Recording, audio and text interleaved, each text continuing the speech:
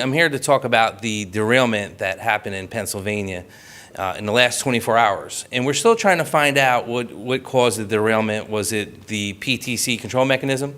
Was it the rails? Was it the speed factor? Or was it that they're still using DOT 111s and 1232s? So we're still waiting to get all the information, but what's alarming to me, it's on its way here to Selkirk and Albany. We are still the third busiest hub in this nation. And some of the scary things that are going on right now that bother me is that in May of 2015, when they brought these new standards into place, they said, we're going to put them in place in 2021, 2023, 2025. And I go, what has happened is when you get a new administration takes over, what happens to these laws that aren't implemented yet? And the reason why I bring this up, and one of the more crucial things that I have a problem with, there's a top job in DC that has been vacant since January of this year. Trump's administration has not filled this position. And the reason why I'm bringing this up, this is the position that implemented the time frame that these new safety mechanisms are going to go into place. And the top job is the Pipeline and Hazardous Material Safety Administration. And like I said, it's been vacant since January of this year.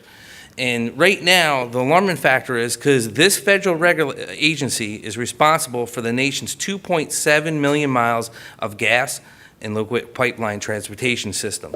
And that's nearly 1 million daily shipments of hazardous material by rail. It's alarming because, like I said, in 2021, 2023, and 2025, all this stuff's supposed to be phased in.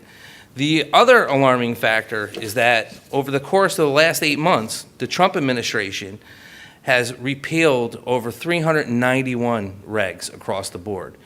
And there's 860 pending right now as we speak. And as this position stays vacant, what's going to happen? What's going to happen to the safety of the American people?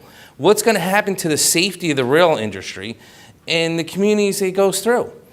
And someone was arguing, I go, if you look at OSHA, 1910 safety, well, they go, well, some of it's crazy. You have to wear a thing on your arms to keep them from going in the machine. Well, someone just didn't come up with that idea. They did that because 50,000 people stuck their hands in that machine and lost their fingers. That's how they came up with the reg.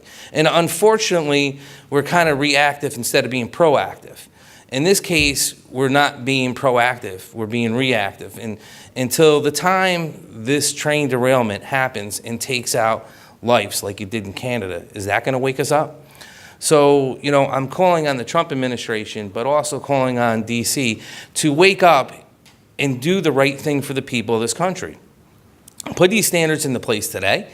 Do not wait for the Trump administration to repeal these, because if so, you're going to see more and more safety problems around this nation. Because again, they were put into place for a reason, because it has happened time and time again. And the statistics are there to prove it, which is alarming.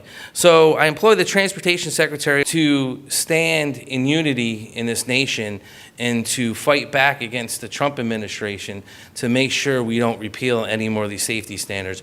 Or unfortunately, we're going to see more and more of these derailments.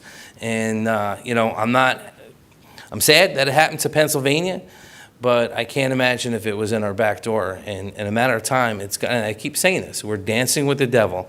It's a matter of time before it happens here in our backyard. And, it doesn't make my job any easier to say I've been calling for these safety standards. Because it's so hard to look at someone and say, sorry, your loved one was taken, because we didn't do our job and put the regs in place to make it safer for people to transport fuel and hazardous material through your backyard.